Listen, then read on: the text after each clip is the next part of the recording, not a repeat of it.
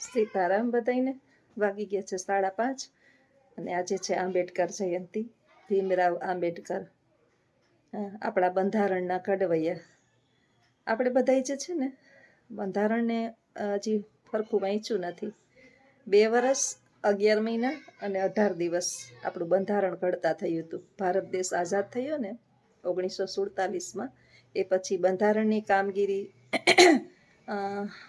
ના મુખ્ય જે છે એ ભીમરાવ આંબેડકર હતા અને એને આ કામગીરી સોંપવામાં આવી, જે એણે 2 વર્ષ 11 મહિના અને 18 દિવસની અંદર પૂર્ણ કરી અને આપણું સંવિધાન ઘડી નાખ્યું અને એની અંદર નિયમો જે છે એ ઘડી નાખ્યા. બહુ જ્ઞાની અને હોશિયાર તજજ્ઞ જેને કહેવાય, એક કેળવણીકાર કહી શકીએ, તજજ્ઞ કહી શકીએ અને બુદ્ધિશાળી આવા ભીમરાવ આંબેડકરની આજે જન્મ જયંતિ છે. તો રજા હતી.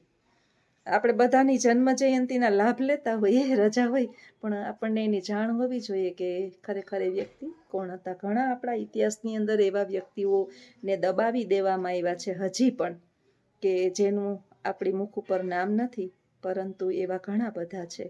આપણી પાસે એટલો સમય ના હોય કે આપણે એક ઉખેરીને જોઈએ. બાકી એટલા બધા ભારત દેશને આઝાદ કરાવવાની અંદર હતા કે જેના ચોપડામાં નામ પણ ક્યાંય ચડ્યા નથી. આપણે અમારે સંસ્કૃતની અંદર એક સૂક્તિ આવે છે. એ સૂક્તિ જે છે ને એવી છે કે તક્ષકસ્ય દંતમ તક્ષકસ્ય વિષમ દંતે મસ્તિકાય મસ્તકે ચ ઋષિકાય વિષમ પૃચ્છે દુર્જનસ્ય સર્વાંગે. તક્ષક નાગ છે. નાગ છે ને એના દાંતમાં ઝેર હોય, વીછીના પૂંછડામાં ઝેર હોય, માખીના મસ્તકમાં ઝેર હોય. આ બધાય જે છે ને એના એક એક અંગમાં ઝેર હોય. બધે બતાવ્યું. તમે આખા સાપને અડો તો તમને ક્યાંય ઝેર ન હોય, એ કાંટે અને એ ઝેરી સાપ હોય, કાંટે તો જ આપણું મૃત્યુ થાય, અને મૃત્યુ તો જ થાય કે આપણું મોત હોય. અન્યથા એને મોઢે પણ 1.25 મળનું તાળું છે. એ માખીના મસ્તકમાં ઝેર હોય, વીછીના પૂંછડામાં હોય, પરંતુ દુર્જનસ્ય સર્વાંગે, દુર્જન માણસના બધા અંગમાં ઝેર હોય છે. પ્રશ્ન એ થાય આપને કે દુર્જન કોને કહેવાય? એવું નથી કે બહુ સારા આપણી સાથે બહુ સારો વ્યવહાર કરનારા અથવા તો મીઠું બોલનારા માણસ સજ્જન જ હોય. ઘણા જે છે ને દુનિયાની અંદર પીઠ પીછે વાર કરનારા હોય, પોલિટિક્સ માઇન્ડ ધરાવતા હોય. ઔરંગઝેબનું હું તમને આજે કહું. ઔરંગઝેબ હતો ને, એ શહેનશાહનો પુત્ર હતો. અકબર એના દાદા થતા. તો અકબરના દીકરો શહેનશાહનો સલીમનો શહેનશાહ એનો ઔરંગઝેબ. હું આખો જે છે ને ઇતિહાસ મને બહુ ગમતો. તો એ ઔરંગઝેબને ખબર પડી કે એનો પિતા જે છે ને એ બાયુની પાછળ બહુ ધન દોલત લૂંટાવે છે.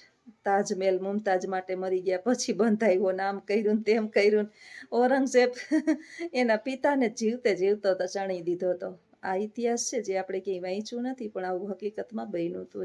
જો કે આપણે બહુ આઈડિયા કે બહુ આપણે તો સાંભળેલું હોય, પણ હકીકતમાં ત્યારે આપણે હતા નહીં, પણ આવું થયેલું એમ ભૂતકાળની અંદરની વાત છે બધી. આપણી ઇતિહાસ ઘણા બધા હોય છે. તો આવા ઘરની અંદર જ જો પોતાની સત્તા જાળવવા માટે થઈને આવા દુર્જન વેળા કરતા હોય, પિતાને મારી નાખતા હોય, તો આ કલયુગ ત્યારે હતો. આજથી એ અંધકાર યુગ તરીકે ઓળખાતો, મધ્યકાલીન યુગ જેને કહીએ, અંધકાર યુગ. કલયુગ ત્યારે હતો, કલયુગ પહેલાંય હતો, કલયુગ આજે છે. આજે કર્મયુગ છે, કર્મ કરવાનો યુગ. કલયુગ નથી. અત્યારે તો જેવો કરો એવું ભરો. અત્યારે માણસો જે છે ને દુર્જન છે, પણ દુર્જન દેખાતા નથી. એવું મીઠું બીજે થઈને બોલે અને એમ થાય કે જાણે સોનાના છે. એની વાતોની અંદર જે છે એ મીઠાશ હોય. ગુજરાતીની અંદર છે એક બીજી કહેવત છે કે મીઠું બોલનારના મરચાઈ વેચાઈ જાય અને કડવું બોલનારનું મધઈ વેચાતું નથી. આ વાત 100% અત્યારે સાચી છે. જેને સારું બોલતા આવડે છે ને એની સમાજની અંદર વાવા થાય છે. આપણે જુઓ કે નેતાઓ ભાષણ કરતા હોય છે, કેટલા સરસ ભાષણ કરતા હોય, એટલું બોલતા હોય, એટલું આમ કરશું. પછી તમારે કામ હોય અને બહાર જઈને ઊભજો, તે દિવસે નેતા ખરેખર હોય અંદર અને આપણે બા એવું મેસેજ મળે કે આજે સાહેબ છે નહીં, નેતાજી છે નહીં, આવું બધું છે. એટલે હાથીના દેખાડવાનાય અલગ હોય અને ચાવવાનાય અલગ હોય. સ્ટાફની અંદર જે છે ને વાતો થતી હોય અમારે ઘણી વખત કે એક શિક્ષક બનવા માટે કેટલી પરીક્ષાઓ પાસ કરવી પડે છે, પાસ થઈ જાય છતાંય મેરિટમાં નથી આવતા અને એક સરકારી શિક્ષક નથી બની શકતા. ભારતનું ભવિષ્ય ક્યાં જશે? આજે નેપાળની અંદર, આખા નેપાળની અંદર એના વડાપ્રધાને બધી પ્રાઇવેટ સ્કૂલો બંધ કરી દીધી કે જેથી કરી વડાપ્રધાનનો દીકરો હોય કે ધારાસભ્યનો હોય કે ગમે એવા અધિકારી કે ઇન્ડસ્ટ્રીયલ વાળાનો દીકરો હોય, એ બધા જે છે એ સરકારીમાં ભણે તો કેટલાને રોજીરોટી મળે. સૌથી વધારે શિક્ષણની જરૂર છે બાળકોને અને અત્યારે પ્રાઇવેટલાઇઝેશન થઈ ગયું છે. બધાને એવું મનની અંદર ભ્રમ છે કે પ્રાઇવેટની અંદર સારું ભણાવે છે. હું ખુદ પ્રાઇવેટની અંદર જોબ કરું છું, પરંતુ એવો ભ્રમ છે બધાને. સરકારી તમે વિચારો કે અત્યારે સરકારીમાં ભરતી થવા માટે થઈને શિક્ષકો તનતોડ મહેનત કરે છે, દિન રાત ઉજાગરા કરે છે, છતાંય મેરિટમાં આવતા નથી. અને પછી એની સરકારીમાં ભરતી થાય તો આ ઠોઠ શિક્ષક હોય, એક ખાલી કલ્પના કરવી. અને 5, 10 ને 15,000ની અંદર નોકરી કરતા જે છે, અમારા જેવા પ્રાઇવેટની અંદર નોકરી કરે છે, તો એ બધા હોશિયાર છે ને ઓલા બધા ઠોઠા આપણી કલ્પના છે. મોટી મોટી ફીઓ જે છે એ અત્યારે રાખેલી હોય અને આપણા દેશની અંદર તો દિવસે ને દિવસે જે છે ભારત દેશની અંદર શિક્ષણ પ્રત્યે જે છે બહુ લાપરવાહી દાખવવામાં આવી છે.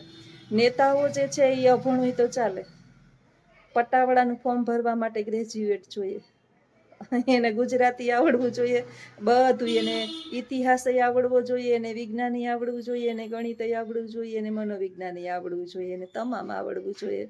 દેશ ચલાવવો છે આખો દેશ, એને કંઈ ન આવડે તો હાલે. અત્યારે જો આપણું ભારતનું ભવિષ્ય બહુ પણ આપણે ચિંતા કરીએ તો શું થાય? કાંઈ ન થાય. પેલો રાજીવ ચડા, પેલો પરિણીતા ચોપડાનો ઘરવાળો, મારી જેમ પેલી સભા ભરાણી હોય એ લોકોની, સ્પીકર હોય ત્યાં બોલ્યો હશે કે ગરીબો માટે આમ ને નીતિ નિયમો આમ ઘડો ને આટલા જીએસટી લગાડો, ને બિચારાને બોલવાની મનાઈ ફરમાવી દીધી. હવે જ્યારે સત્તા જ બીજાના હાથમાં હોય ત્યારે કાં તો એને દાબી દેવામાં આવે અને કાં એને દબાવી દેવામાં આવે અને કાં એને જેલના હળિયા ગણાવી દેવામાં આવે. એટલે જે બિચારા મનમાં ભરી અને બેઠા હોય એ ભૂંગા થઈ જાય કે ખરેખર આવું જ થાય, એના કરતાં ઘોયરું થતું હોય એમ થવા દો. આપણે તો આમે હપ્તા ભરીએ છીએ અને જિંદગી આખી હપ્તા ભરી અને વયા જાઉં. એટલા બધા આપણે કાર્યરત કરી નાખ્યા છે અત્યારે કે આપણે નવરા જ નથી થતા. નોટબંધી થઈ, સાંભળજો, નોટબંધી થઈ ને ત્યારે આપણી પાસે બટેટાઈ હતા, નોટબંધી થઈ, બટેટાઈ હતા, ગેસઈ હતો, ગેસઈ હતો, બટેટાઈ હતા, તો પૈસા નહોતા આપણી પાસે. નોટબંધી થઈ હતી એટલે વેફર ન થઈ. પછી કોરોના આવ્યો, બટેટાઈ હતા અને ગેસઈ હતો, પણ પૈસા ત્યારે છે એ બહાર ન નીકળાતું બટેટા લેવા. અત્યારે જે છે એ પેલું બટેટાઈ છે, પૈસાય છે ને બધું છે, તો ગેસ નથી. ખરેખર આવું જ છે દુનિયાની અંદર. તો ખબર નહીં શું થવાનું હોય, જે થાય આગળ આપણે જોઈએ છીએ. આટલા વર્ષ કાઢી નાખ્યા, હજી જેટલી જિંદગી છે એટલી કાઢશું. તો આજનો વિડીયો અહીંયા પૂર્ણ કરું, કારણ કે વાતો જ્યોત્સનાબેનની ખૂટશે નહીં અને વિડીયો થઈ જાય લાંબો. આવજો, સીતારામ. અને આમાં કાંઈક અંશે તમને મારી જેમ વેદના થતી હોય તો ચોક્કસ કમેન્ટ કરજો. આવજો, સીતારામ.